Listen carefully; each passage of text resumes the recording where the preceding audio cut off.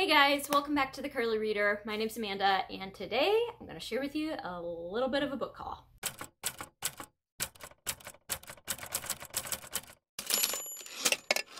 Alright, so I have a plethora of things here.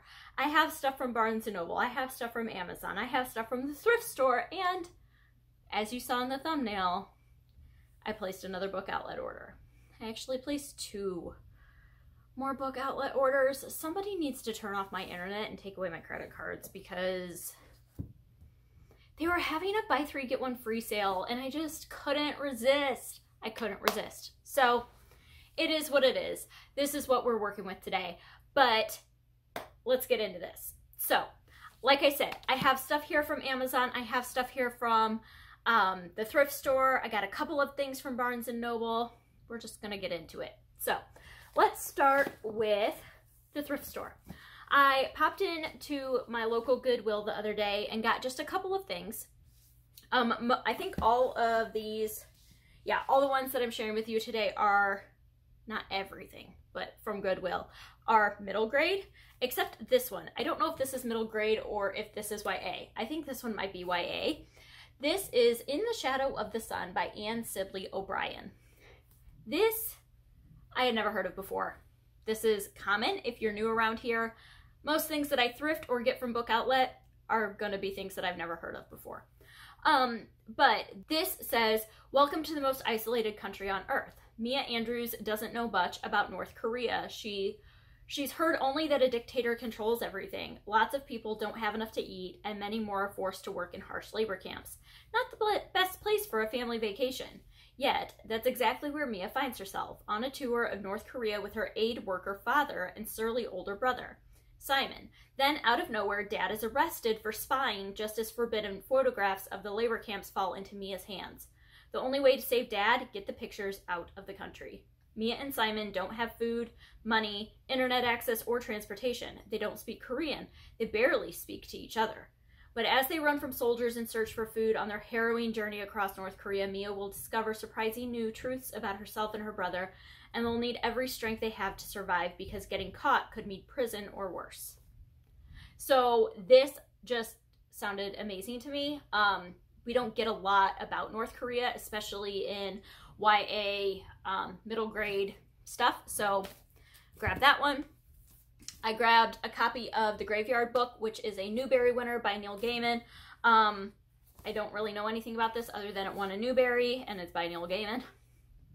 And it has to do about a boy, it has to do with a boy who grew up in a graveyard, I think. So I grabbed that.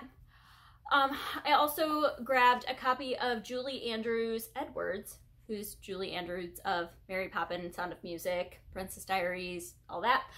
The last of the really great Wang Doodles. I had heard of this, but never read it, and I think it just is like a fantasy by Julie Andrews, who is like everything. So, all right, another one I picked up is House Arrest by K.A. Holt. I read Rhyme Schemer. I actually think it might be up here. Or maybe I took it back downstairs. I read Rhyme Schemer last year or the year before as part of Middle Grade March by K.A. Holt. It is a book. This is a book in verse, as was her other one. And this one says, stealing is bad. Yeah, I know. But my brother Levi is sick and his medicine is always so expensive. So, and then I think he gets put on house arrest. So, without me reading the whole thing. So that sounded good. Oh, hey, look. It's my receipt from Goodwill. All right. I picked up another Louis Sekar book. This one is called Small Steps. I thought that this, look at this with the dust jacket. So, and it has like the peekaboo with the footprints.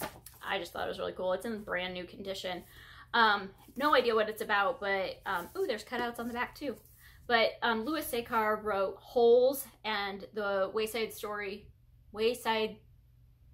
Sideways Stories from Wayside School, Wayside School is Falling Down, whatever, those books. No idea what this is about. I just got it because it's Louis Sekar, and, you know. All right, that's what I got from the thrift store. And then on the same day, I went to Barnes & Noble and was perusing with my kids And my daughter found the Animorphs graphic novel. This is the first one. I guess they're making the Animorphs books into graphic novels now. But it's by Catherine Applegate. So, or it's based on the novel by Catherine Applegate, and it's adapted by Chris Grine. So my daughter wanted it. I got it for her. But it also was part of the buy one, get one 50% off, like, table. So I had to get another book, obviously. So I picked up Genesis Begins Again by Alicia D. Williams. This one got a Newbery Honor last year. It obviously has won a lot of awards. I've heard amazing, amazing things about it. And these, like, okay, I was like, these award stickers are, like, raised. I'm like, they're not gonna peel off, are they? No, they're not. I'm an idiot. Anyway, this is about colorism, I believe. It's a middle grade that I've heard really good things about, so I grabbed that. And then the other thing I got at Barnes & Noble is a coloring book.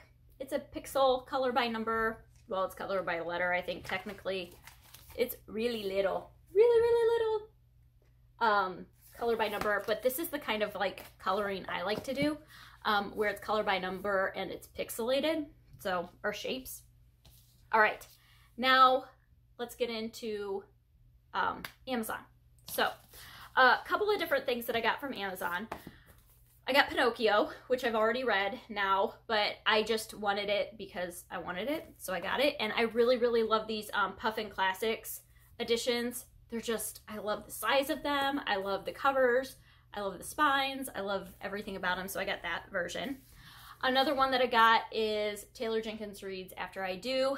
I got this because it was like a flash, like, really, really cheap. It was like $2 or something like that. And this is my favorite.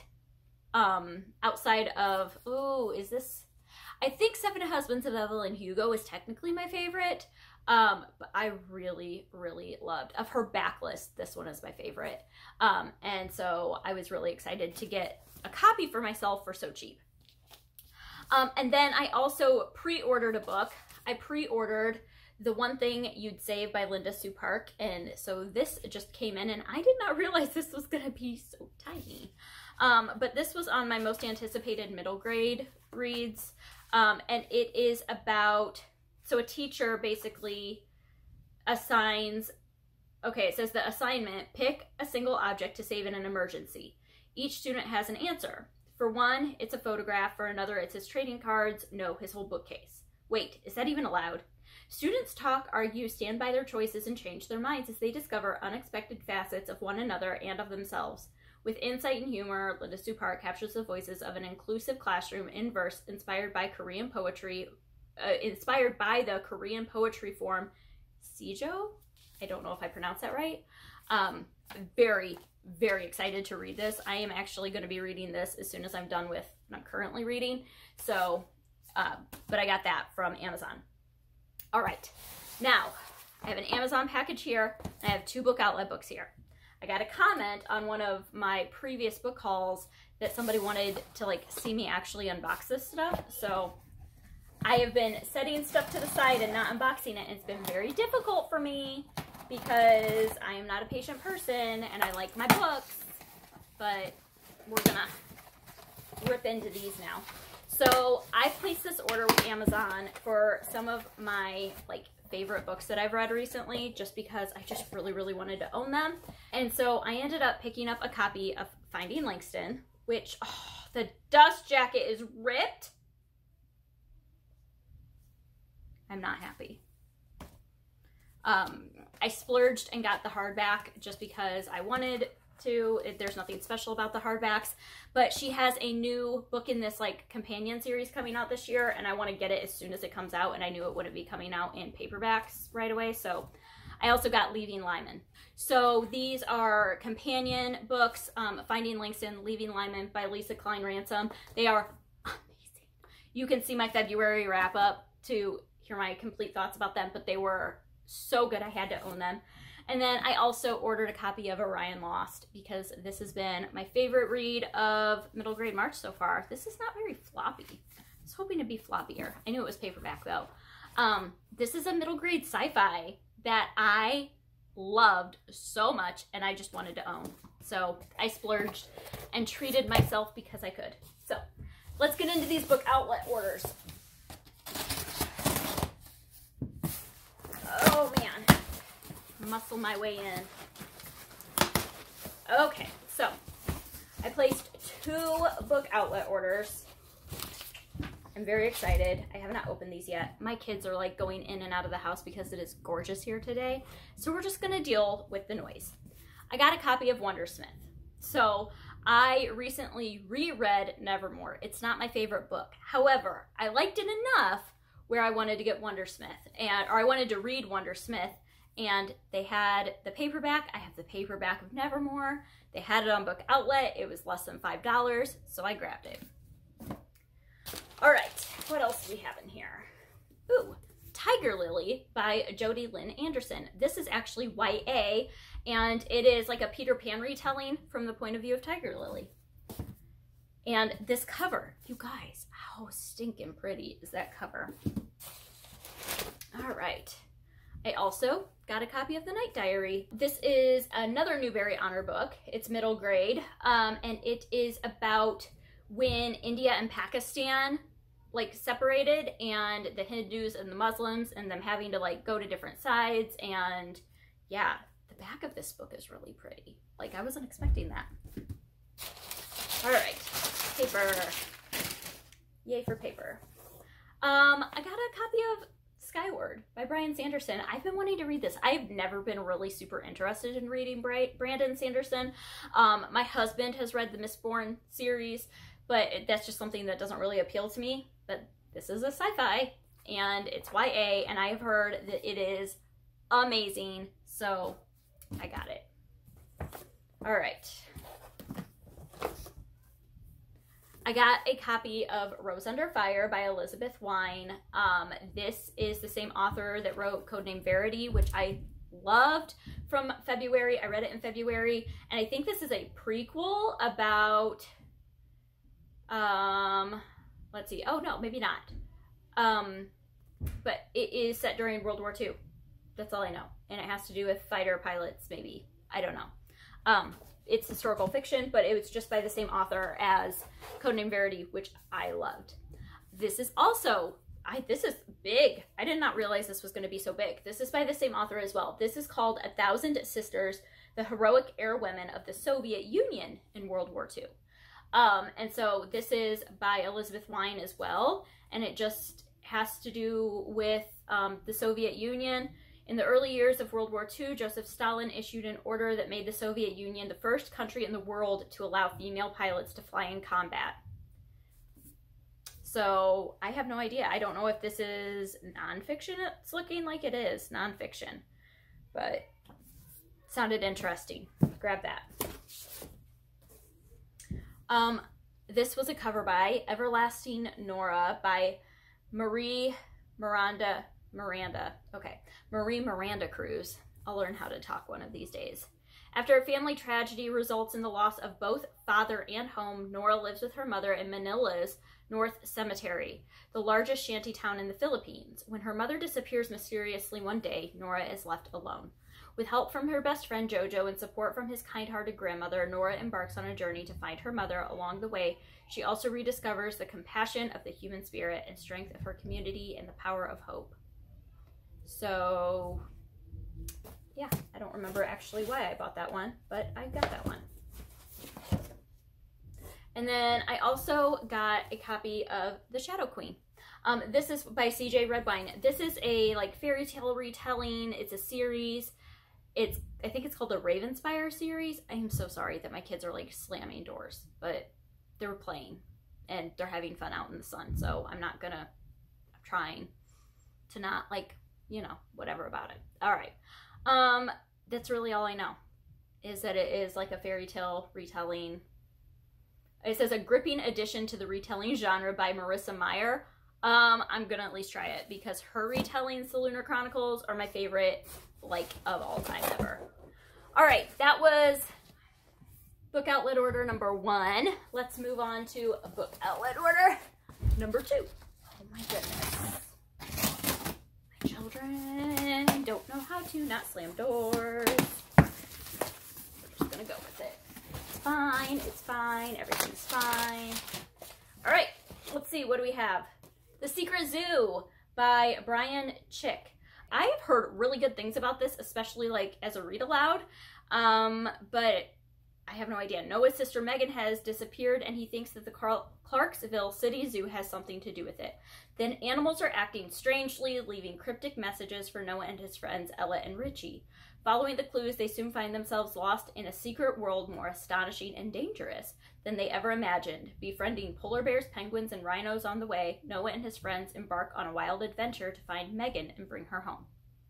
But I've heard really good things about that one. All right, Moonshadow by Aaron Downing. This one, Lucia was born during a lunar eclipse. Though her mom has always told her eclipses are magical, Lucia doesn't buy into New Age nonsense. Magic involving shadows, dreams, and moonstones. She doesn't have time for any of that stuff. All she wants is to figure out how to get her best friend back and cope with her parents' divorce. But on Lucia's 13th birthday, the night of the next lunar eclipse, something strange happens. When the moon slips into the Earth's shadow, Lucia's shadow slips out. Now, this shadow half waits for Lucia to sleep so it can come out and play. Lucia's shadow seems unlike her in every way, daring, outspoken, and unwilling to let anyone push her around. At first, Lucia is eager to undo whatever magic happened on her birthday so life can go back to normal. But when she realizes her shadow is acting in ways she has only dreamed about, Lucia wonders if things are so bad after all. With a little help from her shadow, Lucia is turning into the girl she's always wanted to be. So, that one sounded fun. All right, I got Prairie Thief by Melissa Wiley. This one, what is the read aloud revival? Sarah Mackenzie. I think this is on her list of like fun read alouds. So it is set like Little House on the Prairie. It says a delightful mashup of Little House on the Prairie and Spiderwick Chronicles. So it has to do something about this girl whose dad was accused of a crime and she's like trying to break him out of jail, I think. Something along those lines. I'm not sure.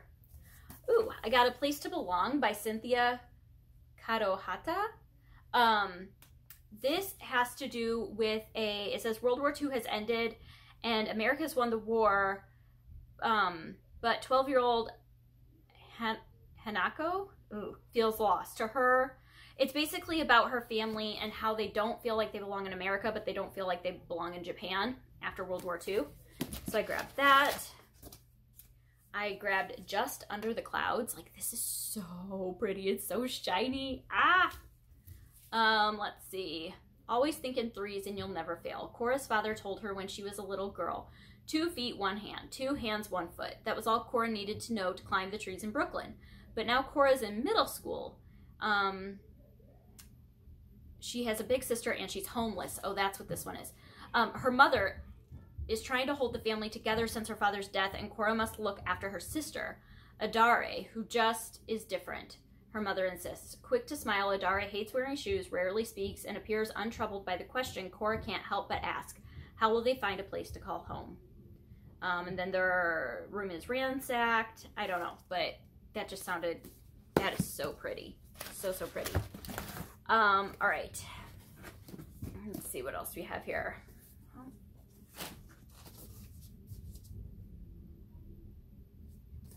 The Distance Between Me and the Cherry Tree by Paola Peretti. I don't remember ordering this. No idea what this is. There are a lot of things 10-year-old Mafalda cares a lot about, like counting the stars in the sky, playing soccer, and climbing the cherry tree outside her school. Oh, she's going blind. She keeps a list of these things because soon she won't be able to do them anymore because she's going blind. People are already starting to treat her differently, and that's the last thing she wants. And so she's basically trying to like figure things out as she's starting to go blind. That sounded amazing. I got The Length of a String, which I've been hearing a lot about, by Alyssa Brent Wiseman. This has to do with a Jewish family, I believe. Yeah, Amani loves her Jewish family and her community in Baltimore, but she's always wondered where she came from, and especially since she's black and almost everyone she knows is white. Then her mom's grandmother, Amani's great-grandma Anna, passes away, and Amani discovers an old journal among her books. It's Anna's diary from 1941. the year she was 12 and fled Nazi-occupied Luxembourg alone, sent by her parents to seek refuge in Brooklyn. That sounds amazing. All right, let's see what else is in here. I got The Science of Unbreakable Things. So this is by Tay Keller. She wrote the Newbery winner this year, which I read and enjoyed. No idea what this is about. No clue. But it's by the Newbery winning author, so I grabbed it. Blackbird Fly by Erin Entrada Kelly. She also won a Newbery Award. And she got a Newbery honor this past year. It says 12-year-old Apple Yenko believes that there are at least 3 interesting facts about every person on Earth. Unfortunately, her 3 ifs make her an outcast at Chapel Spring Middle School in Chapel Spring, Louisiana. And when Apple is voted the 3rd ugliest girl in school, her life quickly falls apart and music becomes her only escape. It might be the Beatles and their music who save Apple, or Mr. Z, Chapel Spring Middle's awesome music teacher. Or it could be 2 unexpected friends who show her that standing out in a crowd is better than getting lost in it. So that just kind of sounded fun.